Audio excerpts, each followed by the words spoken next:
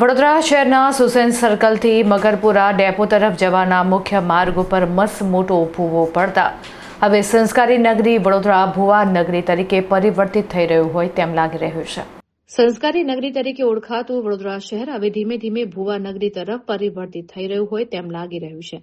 ગઈકાલે રાત્રે શહેરમાં વધુ એક મસ્ત મોટો ભૂવો પડતા તંત્રના ભ્રષ્ટાચારની પોલ ખુલ્લી પડી ગઈ છે।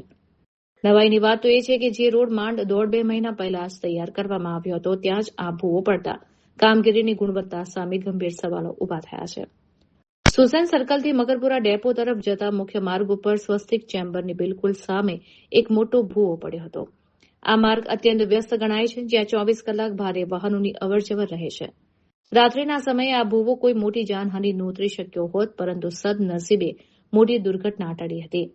સ્થાનિક રહીશોએ જાગૃત નાગરિક તરીકે તાત્કાલિક ટોલ ફ્રી નંબર પર કોલ કરીને કોર્પોરેશનને જાણ કરી હતી, તેમ છતાં કલાકો સુધી તંત્ર તરફથી કોઈ જ કામગીરી શરૂ કરવામાં આવી ન હતી। અધિકારીઓના પેટનું પાણી હાલતું ન હોય તેવો ઘાટ સર્જાયો છે। હાથ તો ત્યારે થઈ જ્યારે આ વિસ્તારના નવનિર્વાચિત કાઉન્સિલર પ્રણવ રાયને આ અંગે જાણ કરવામાં આવી। લોકોની સમસ્યા સાંભળવાને બદલે તેમણે ઉદ્ધતાઈપૂર્વક જવાબ આપ્યો કે મીડિયાને કવરેજ કરી લેવા દો, હું અધિકારી સાથે વાત કરું છું। જનતાના સેવક ગણાતા નેતાઓના આવા બેજવાબદાર વલણને કારણે સ્થાનિકોમાં ભારે આક્રોશ જોવા મળી રહ્યો છે।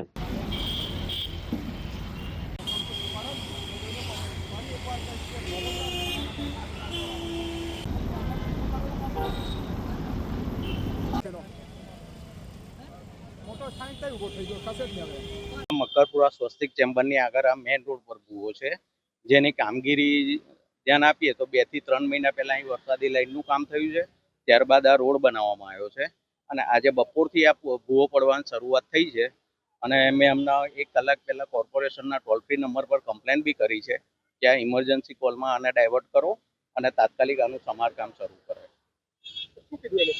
એ લોકોએ કીધું છે કે અમે વોર્ડમાં ટ્રાન્સફર કરીએ છીએ। હવે કમ્પ્લેન ક્યારે સોલ્વ થાય છે ભગવાન જાણે।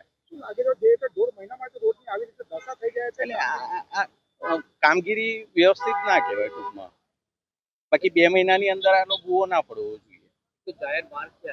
જાહેર માર્ગ એટલે ફૂલ ટ્રાફિક વાળો એરિયો છે। હા, આગળ આ રેસિડન્સ પ્લસ કોમર્શિયલ છે, અહીંથી લોકોને અવર જવર કરવાનું છે અને અહીંયા ટ્રાફિક તો ફૂલ છે, તમે પોતે અત્યારે જોઈ શકો છો। બસ આવા હલકી કક્ષાના કામ ના કરે, સારા કામ કરે। આવતીકાલે દેશના યશસ્વી વડાપ્રધાન બરોડા આવી રહ્યા છે, આવામાં આ ભૂવો પડ્યો છે, કઈ રીતે જોશો એને? હવે તો વડાપ્રધાન શ્રી સુધી તો આ કમ્પ્લેનો જાય જ નહીં, એટલે એમને તો ખ્યાલ જ ના હોય કે સ્થાનિકમાં શું થાય છે, સ્થાનિક પ્રજાને શું હેરાનગતિ થાય છે। એ સ્થાનિક નેતાઓ જ આ ધ્યાન આપવું જોઈએ। સ્થાનિક નેતા જે હાલ ચૂંટાઈને આવ્યા છે કાઉન્સિલર, તેમને ફોન કરવામાં તેમને ટેલિફોનિક વાતચીત કરતા યોગ્ય રીતે જવાબ નહીં આપે, શું કહેવા માંગો?